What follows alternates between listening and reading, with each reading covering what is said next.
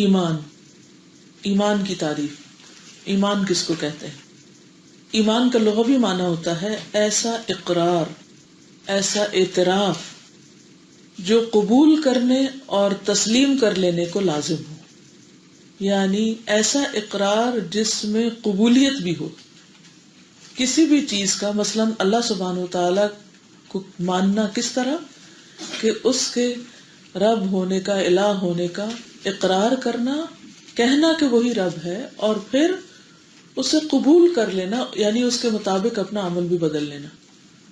قرآن مجید میں آپ نے 20ویں پارے میں پڑھا ہوگا، بالکل 20واں پارہ جہاں شروع ہوتا ہے امن خلق السماوات والارض وانزل لكم من السماء ماء فانبتنا به حدائق ذات بهجة ما كان لكم ان تنبتوا شجرها أإله مع الله بل هم قوم يعدلون. یا وہ اللہ جس نے آسمانوں اور زمین کو پیدا کیا اور تمہارے لیے آسمان سے پانی نازل کیا اور اس کے ذریعے سے باغات اگائے بارونق، ورنہ تمہارے لیے تو ممکن نہ تھا کہ ان درختوں کو اگا سکو. کیا اللہ کے ساتھ کوئی اور الہ بھی ہے؟ بلکہ یہ لوگ راستے سے ہٹ رہے ہیں. اب آپ دیکھیے کہ اس میں بہت سے اور سوال بھی ہیں. امن یہدیکم فی ظلمات البر والبحر امن یجیب المضطر اإلہ مع اللہ امن یبدأ الخلق ثم یعیدہ. یہ سوال اہل مکہ سے کیے گئے تھے بارہا. آپ سب جانتے ہیں کہ اہل مکہ یہ مانتے تھے کہ زمین و آسمان اللہ تعالیٰ نے پیدا کیے ہیں، آسمان سے بارش بھی وہی برساتا ہے. وہ اس بات کا اقرار کرتے تھے کہ اس کائنات کا کوئی رب ہے، لیکن اس کو بحیثیت رب قبول نہیں کرتے تھے کہ رب پھر جو کہتا ہے اس کو مان بھی لیا جائے. تو ان کا اقرار تھا لیکن قبول نہیں تھا. وہ اللہ سبحانہ وتعالیٰ کو بحیثیت رب قبول نہیں کرتے تھے، یعنی رب ہونے کی حیثیت سے اس کے جو حقوق تھے وہ نہیں مانتے تھے. دنیا میں بہت کم لوگ ایسے ہیں جو یہ کہیں کہ اس کائنات کا کوئی مالک نہیں یا خالق نہیں. ہر مذہب کے ماننے والے کسی نہ کسی طرح وہ ایک سپریم پاور یا ایک بڑی قوت کو مانتے ہیں، لیکن ان کے اندر قبولیت نہیں کہ اسے بحیثیت رب پھر قبول کر کے اپنی زندگی کو اس کے مطابق ڈالیں. عمل نہیں. تو ایمان میں اقرار بھی ہے اور جو پھر وہ رب ہمیں دے اسے قبول کرنا بھی ہے. یہ دونوں چیزیں. جیسے ابو طالب جو آپ کے چچا تھے، وہ اقرار تو کرتے تھے کہ رسول اللہ صلی اللہ علیہ وسلم اللہ کے رسول ہیں، لیکن وہ قبول نہیں کرتے تھے جو وہ لائے تھے. ٹھیک ہے، یعنی اس کو تسلیم نہیں کیا، اس کی پیروی نہیں کی. تو اس اقرار نے ان کو فائدہ نہیں دیا. تو ضروری ایمان کا حصہ ہے کہ انسان اقرار بھی کرے، قبول کرے، تسلیم کرے، سر تسلیم خم کر دے، اطاعت کرے. یہ آپ جانتے ہیں کہ اہل کتاب زبان سے کہتے ہیں ہم اللہ کو مانتے ہیں. اللہ کا کانسیپٹ ہے نا ان کے اندر. جوڈائزم میں، کرسچینٹی میں اللہ کا کانسیپٹ ہے نا، گاڈ کا کانسیپٹ ہے یا نہیں ہے نا. اینجلز کو بھی مانتے ہیں اور بھی کچھ چیزوں کو مانتے ہیں، اپنی کتابوں کو، اپنے رسولوں کو. لیکن آپ ان کو مومن کیوں نہیں کہتے؟ پھر شرک نہیں ہے؟ شرک کی وجہ سے آپ انہیں مشرک بھی نہیں کہتے. وہ اس چیز کو نہیں مانتے، وہ اس چیز کو قبول نہیں کرتے، ایکسپٹ نہیں کرتے جو محمد صلی اللہ علیہ وسلم لے کر آئے. تو جب تک کوئی شخص اس چیز کو ایکسپٹ نہ کر لے، لے نہ لے، قبول نہ کر لے، اس وقت تک وہ مومن نہیں ہوتا. ورنہ خالی اگر اس بات کا کوئی اقرار کرے کہ اگر آپ اس سے پوچھیں کہ آسمان و زمین کس نے بنایا اور وہ کہے کہ اللہ نے بنائے، تو آپ کہیں ہاں یہ اللہ کو مانتا ہے، یہ مومن ہے، کہہ سکتے ہیں آپ؟ نہیں. پھر اس کے بعد آپ کیا کہیں گے؟ اچھا آپ ملائکہ کو مانتے ہو؟ کہ ہاں مانتا ہوں. فرشتوں کو، رسولوں کو، کتابوں کو، ٹھیک ہے. لیکن کیا آپ مانتے ہیں جو اللہ نے بھیجا یعنی قرآن؟ کیا آپ مانتے ہیں رسول اللہ کو صلی اللہ علیہ وسلم کو، جو کچھ وہ لے کر آئے؟ یہاں آ کر کیا ہوگا؟ انکار ہوگا. تو جب انکار ہوگا تو ایمان ناقص ہو جائے گا، بلکہ ایمان ہے ہی نہیں وہاں. ٹھیک ہے، یہ فرق سمجھ آئے گا. کیونکہ بہت سے لوگ آپ کو کنفیوز کرتے ہیں نا. کیا کہتے ہیں؟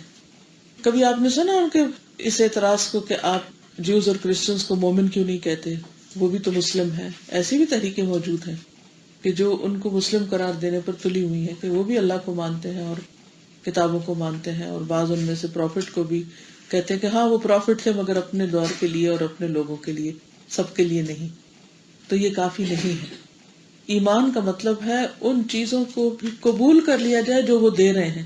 مثلا رسول اللہ صلی اللہ علیہ وسلم پر ایمان لانا کیا ہوگا؟ ما آتاکم الرسول فخذوہ، جو رسول تم کو دے اس کو لے لو. اور اگر ہم یہ کہیں کہ نہیں قرآن تو ہم لے رہے ہیں اور جو رسول دے رہے ہیں وہ ہم نہیں لے رہے، تو پھر کیا آپ مومن ہوں گے؟ نہیں، آپ انکار کر رہے ہیں بما جاء بہ. ٹھیک ہے، تو ایمان میں اقرار، اعتراف اور قبول، تسلیم شرط ہے. اب آ جاتا ہے ایمان باللہ، اللہ پر ایمان لانا. خثعم قبیلہ کے ایک شخص سے روایت ہے، وہ کہتے ہیں کہ میں نبی صلی اللہ علیہ وسلم کی خدمت میں حاضر ہوا اور آپ اپنے کچھ صحابہ کے پاس بیٹھے ہوئے تھے. میں نے عرض کیا کہ کیا آپ وہ شخص ہیں جو کہتے ہیں کہ میں اللہ کا رسول ہوں؟ آپ نے فرمایا ہاں. میں نے کہا اے اللہ کے رسول، کون سے اعمال اللہ کو سب سے زیادہ محبوب ہے؟ کون سا عمل سب سے زیادہ پیارا ہے اللہ کو؟ آپ نے فرمایا اللہ پر ایمان لانا. اب یہ ایمان کیا ہے؟ ایک عمل ہے، ایکشن ہے، صرف زبان کی بات نہیں ہے. میں نے عرض کیا اللہ کے رسول، کون سے اعمال اللہ کو سب سے زیادہ ناپسندیدہ ہیں؟ فرمایا اللہ کے ساتھ شرک کرنا. تو شرک بھی ایک عمل ہے. عمل کی 3 قسمیں میں نے کل بتائی تھی آپ کو. کون کون سی؟ قلبی، لسانی اور جوارح کے، یعنی دل کے اعمال، زبان کے اعمال اور باقی سارے اعضاء کے اعمال. ٹھیک ہے، گڈ. اب اللہ پر ایمان لانے میں کیا کیا چیزیں شامل ہیں؟ بڑا ہی اہم نکتہ ہے اور بہت مائنڈ کلیئر ہونا چاہیے، کیونکہ یہ سب سے اہم ترین چیز ہے. سب سے پہلے اللہ کے وجود پر ایمان، اللہ کی ذات پر ایمان. ٹھیک ہے، کہ وہ صرف کوئی خیال نہیں ہے، صرف کوئی پاور نہیں ہے، بلکہ اس کا وجود ہے. تو جو کوئی اللہ سبحانہ وتعالی کے وجود کا انکار کرے وہ مومن نہیں، کیونکہ دل کی گہرائی سے تو کوئی اس ہستی کا انکار نہیں کرتا. فرعون نے کیا کہا تھا موسیٰ علیہ السلام سے کہ رب العالمین کیا ہے؟ تو اس طرح وہ کیا کر رہا تھا؟ اللہ کا اقرار کر رہا تھا. موسیٰ علیہ السلام نے اس سے کہا لقد علمت ما انزل هؤلاء الا رب السماوات والارض بصائر، سورۃ الاسراء آیت نمبر 102. بلا شبہ یقیناً تو جان چکا ہے کہ انہیں آسمانوں اور زمین کے رب کے سوا کسی نے نہیں اتارا. یعنی تجھے پتا ہے، تیرا دل گواہی دیتا ہے کہ رب ہے کوئی، اس حال میں کہ واضح دلائل ہیں، یعنی جو بھی نشانیاں آ رہی ہیں اللہ تعالیٰ کی طرف سے، تو وہ پتا ہے کہ یہ میں خود نہیں لایا، اللہ ہی نے دی ہیں، اللہ ہی نے بھیجی ہیں. لیکن اس نے انکار کر دیا ان کو اللہ کی طرف سے ہونے میں.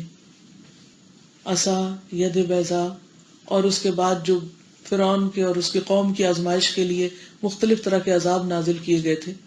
اور پھر وہ کیا کہتے تھے آ کے کہ اپنے رب سے دعا کرو. تو یہ کہنا کہ اپنے رب سے دعا کرو، یہ دراصل کیا تھا؟ رب کو ماننا کہ رب ہے. تو فرعون کس بات کا انکار کر رہا تھا؟ فرعون مومن کیوں نہیں تھا؟ قبول نہیں کر رہا تھا جو موسیٰ علیہ السلام لے کر آئے تھے. موسیٰ علیہ السلام نے کیا کہا تھا کہ اللہ ایک ہے، ایک مانو اس کو، اور بنی اسرائیل کو آزاد کر دو. یعنی جو احکامات تھے ان کو وہ نہیں مان رہا تھا. اس کی کیا وجہ تھی؟ کیوں نہیں مان رہا ہوگا؟ قریش کے لوگ کیوں نہیں مانتے تھے؟ ابو جہل بھی اکیلے میں اقرار کرتا نظر آتا ہے. انا، تکبر، غرور، حق کو قبول کرنے میں کئی رکاوٹیں. اور سورۃ النمل آیت 14 میں اللہ تعالیٰ فرماتے ہیں اور انہوں نے ظلم اور تکبر کی وجہ سے ان کا انکار کر دیا نشانیوں کا، حالانکہ ان کے دل ان کا اچھی طرح یقین کر چکے تھے. نمبر 2، صرف اللہ کو رب ماننا. اور رب میں 3 چیزیں آتی: خالق، مالک، مدبر. ٹھیک ہے، کہ وہ ربوبیت میں اکیلا ہے، وہی خالق ہے، کوئی اور خالق نہیں. پوری کائنات کا وہ مالک ہے، کوئی اور نہیں. دنیا اور آخرت دونوں کا وہی مالک ہے، اور ان سب کی تدبیر بھی وہی کر رہا ہے. پہلا کیا تھا؟ اللہ کو ماننے کا مطلب اللہ کے وجود کو ماننا. نمبر 2، صرف اللہ کو رب ماننا. نبی صلی اللہ علیہ وسلم نے فرمایا ایک آدمی گناہ کرتا ہے، پھر کہتا ہے اے اللہ میرا گناہ معاف کر دے. ہم سب کرتے ہیں نا ایسے. اللہ تبارک و تعالیٰ فرماتا ہے کہ میرے بندے نے گناہ کا کام کیا اور اسے علم ہے کہ اس کا کوئی رب بھی ہے جو گناہوں کو معاف فرماتا ہے یا ان پر پکڑتا ہے، تو میں نے اپنے بندے کو معاف کر دیا. تو جو شخص اپنے گناہوں کا اعتراف کرتا ہے اور رب کے آگے جا کے روتا ہے، وہ دراصل رب کا اقرار کر رہا ہوتا ہے کہ رب ہی معاف کر سکتا ہے. ٹھیک ہے. نمبر 3، صرف اللہ کو الہ ماننا، یعنی معبود ماننا، کہ عبادت کے لائق صرف وہی ہے، جس کا اقرار ہم کیسے کرتے ہیں؟ لا الہ الا اللہ. یہ اللہ پر ایمان کا ایک حصہ ہے کہ صرف اللہ کو الہ مانا جائے اور اس کے سوا کوئی الہ نہیں، اس کا کوئی شریک نہیں. اور اگر کوئی یہ دعویٰ کرے کہ اللہ کے علاوہ اور بھی الہ ہیں جن کی عبادت کی جاتی ہے تو وہ اللہ پر ایمان نہیں لایا، کیونکہ اس کے بغیر کوئی چارہ ہی نہیں کہ اللہ ہی کو معبود مانا جائے اور کسی کو بھی نہیں. اللہ کو بھی نہیں، اللہ ہی کو. اللہ ہی الہ ہے، یعنی وہی رب ہے، وہی الہ ہے. اسی کے بارے میں رسول اللہ صلی اللہ علیہ وسلم کا یہ قول ہے، من مات وهو يعلم انه لا الہ الا اللہ دخل الجنہ. جو شخص اس حال میں فوت ہوا کہ وہ جانتا تھا کہ اللہ کے سوا کوئی الہ نہیں، کوئی معبود نہیں، وہ جنت میں داخل ہوگا. چوتھی بات، اللہ تعالیٰ کے اسماء اور صفات پر ایمان لانا. اسماء اور صفات، اسماء اسم کی جمع ہے یعنی اللہ کے جو نام ہیں، اور صفات جو اس کی صفات ہیں. کس طرح کا ایمان؟ اللہ تعالیٰ کے ناموں اور صفات کو اسی طرح ثابت کرتے ہوئے ایمان لانا جس طرح اللہ تعالیٰ نے اپنی ذات کے بارے میں اپنی کتاب میں انہیں ثابت کیا ہے اور اس کے رسول صلی اللہ علیہ وسلم کی سنت سے جو ثابت ہے. یعنی اللہ سبحانہ و تعالیٰ کی صفات کو ماننا. کس طرح ماننا؟ جیسے اس نے قرآن مجید میں ذکر کی ہیں اور جیسے نبی صلی اللہ علیہ وسلم نے ہمیں بتائی ہیں، اور ان سب کو ماننا، کسی ایک کا بھی انکار نہیں کرنا، یعنی ان کے مطلب تبدیل نہیں کرنا، کوئی تحریف نہیں کرنا، ان صفات کا منمانا مطلب نہیں نکالنا، اور کسی اور سے مثال نہیں دینا. آپ یہ نہیں کہہ سکتے کہ اللہ تعالیٰ دیکھتا ہے ایسے ہی جیسے ہم دیکھتے ہیں، نعوذ باللہ، ایسے نہیں کہہ سکتے. یا ہم یہ نہیں کہہ سکتے کہ اللہ تعالیٰ کا ہاتھ ہے جیسے ہمارا ہاتھ ہے. یہ تشبیہ ہوتی ہے، تمثیل ہوتی ہے، اس سے پرہیز کرنا ہے. ٹھیک ہے نا؟ یعنی ہم یہ تو مانتے ہیں کہ اللہ تعالیٰ کا ہاتھ ہے، اللہ تعالیٰ سنتا ہے، اللہ تعالیٰ بولتا ہے، اللہ تعالیٰ دیکھتا ہے، لیکن بندوں کے ساتھ کوئی مثال نہیں، کوئی تشبیہ نہیں، کیونکہ خالق اور مخلوق میں فرق ہے. وہ کیسا ہے جیسے اس نے بتایا، ہم اس کو ویسا ہی مانتے ہیں، ہم اس میں نہ کمی کرتے ہیں نہ زیادتی کرتے ہیں. ٹھیک ہے؟ تو جو شخص ان صفات میں تحریف کرے، ان کے معنی تبدیل کر دے، تو اس کا اللہ پر ایمان ثابت نہیں ہوگا. حدیبیہ کے موقع پر جب سہیل بن عمرو آیا اور کہنے لگا کہ ہمارے اور اپنے درمیان صلح کی ایک تحریر لکھ لو، چنانچہ نبی صلی اللہ علیہ وسلم نے کاتب کو بلوایا اور فرمایا لکھو بسم اللہ الرحمن الرحیم. تو سہیل نے کیا کہا تھا؟ کیا کہا تھا؟ کسی کو یاد ہے؟ اور میں نہیں جانتا کہ رحمان کون ہے. تو اس نے کس کا انکار کیا؟ کیا وہ اللہ کا انکار کرتا تھا؟ نہیں، اللہ کو مانتا تھا وہ بھی، لیکن اللہ تعالیٰ کی صفات کا انکار کیا اس نے، تو وہ مومن نہیں ہے. ٹھیک؟ تو اس نے کہا اللہ کی قسم میں الرحمن کو نہیں جانتا وہ کیا چیز ہے. البتہ تم یوں لکھو بسمک اللہم، جیسے پہلے لکھتے تھے. یعنی ایسا نہیں تھا کہ قریش کے اندر اللہ کا تصور نہیں تھا. اگر ایسا ہوتا تو رسول اللہ صلی اللہ علیہ وسلم کے والد کا نام عبداللہ کیوں ہوتا؟ یعنی اللہ کا لفظ، اللہ تعالیٰ کا کانسیپٹ، نظریہ وہ شروع سے موجود تھا ان کے اندر. تو پھر ان کو مومن کیوں نہیں مانا گیا؟ اس لیے کہ وہ اللہ سبحانہ تعالیٰ کی صفات کو نہیں مانتے تھے، یا اکیلے اس کو معبود نہیں مانتے تھے، الہ نہیں مانتے تھے، یا اکیلے اس کو رب نہیں مانتے تھے، شریک کرتے تھے اوروں کو ساتھ.